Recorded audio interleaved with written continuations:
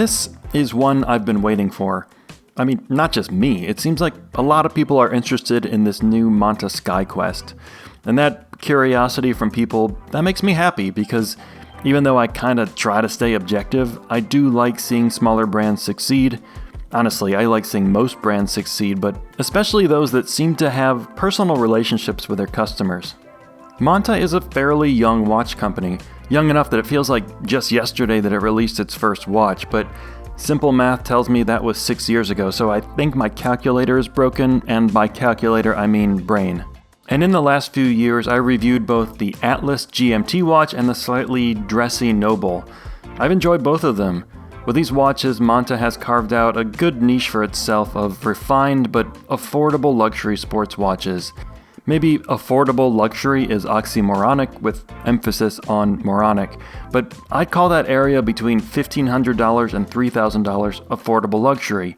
That thin line at which you say, that's a really dumb amount of money, but it's not that much. I really enjoy that affordable luxury space. The new Skyquest sits right in that pocket, and when I say new Monta Skyquest, I mean the new version, because this isn't the first Skyquest watch. This is actually the second full generation of this watch, and it's a big change. Lots of small changes resulting in a very different watch from the previous Skyquest. But first, some facts about this watch. The seal case is 40.5mm across, 11.8mm thick, and 47.4mm long. It takes 20mm straps and weighs about 150 grams on the full bracelet. It has 300 meters of water resistance, so you could certainly call this a diver GMT.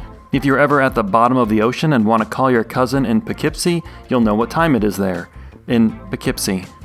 This watch is available for pre-order right now for $2,190, and after the pre-order it'll be $2,435.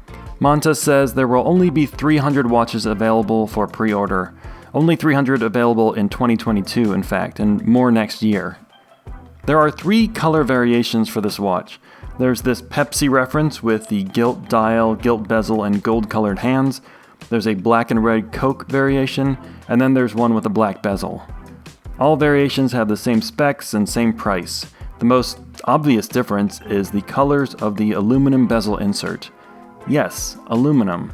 And that's one of the most interesting changes between this Skyquest and the previous generation.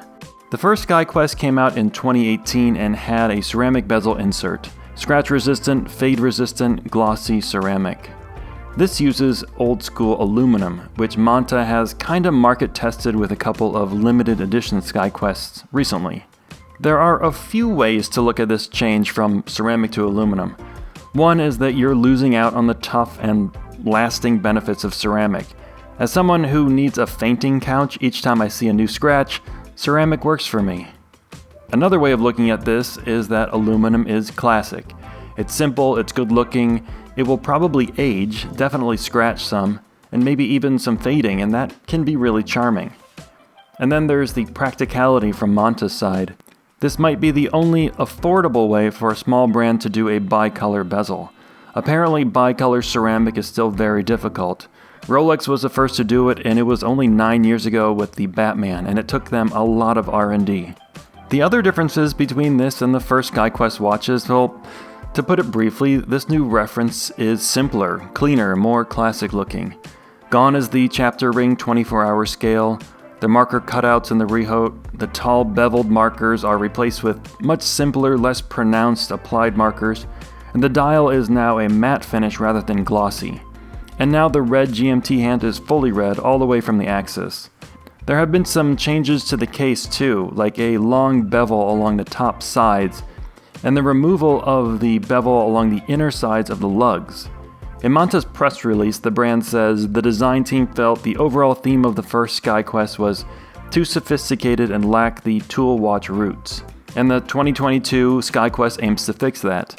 On looks, I think it does fix that, and I think people are going to like this, but I also liked the first generation Skyquest. That one felt a little more original than this one. I can see clearly what inspired these new watches, very clearly. I get that that's the point of this, and it's probably why people are so interested in them. But I also appreciated the quirky originality of the quote-unquote sophisticated Skyquest. In some ways, these two generations feel like two entirely different watches. Inside the new watch is the Monta Caliber M23, which is a Sellita SW330-2. This gives the watch a 56-hour power reserve, which is really a nice improvement over some of the other Sellita and ETA movements with 38 and 42 hours. The Sellita movement makes this what's called a collar GMT. That's where the GMT hand is independent and snaps to different hours. That's opposed to the local hour hand jumping. Turning the crown in one direction adjusts the GMT hand, turning it in the opposite direction adjusts the date, and then the next crown position is for setting the local time. The very snappy bezel has 48 clicks, which allows for tracking those pesky 30-minute and 45-minute time zone offsets like India Standard Time and Chatham Island Time and Poughkeepsie Daylight Saving Time. Wait, no, that can't be right. On my 18cm wrist, that's just over 7 inches for my fellow imperialists, the Skyquest, it's just great. At 11.8mm thick, the case sits low and stable, and because the case isn't bulky or heavy, the bracelet can be relatively narrow and still feel secure. The bracelet tapers from 20mm to 16mm and has a 19mm clasp. This gives the watch something close to a vintage look. Not exactly vintage, but a classic look, and I like it.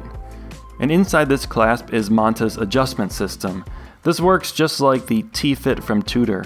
You pull the bracelet away from the clasp, slide it to a new position, and snap it back into place. I measured the total potential adjustment at 6mm. That's good, not great, but nice. I think inside this clasp there would be room for even another 6mm of adjustment. That'd be great.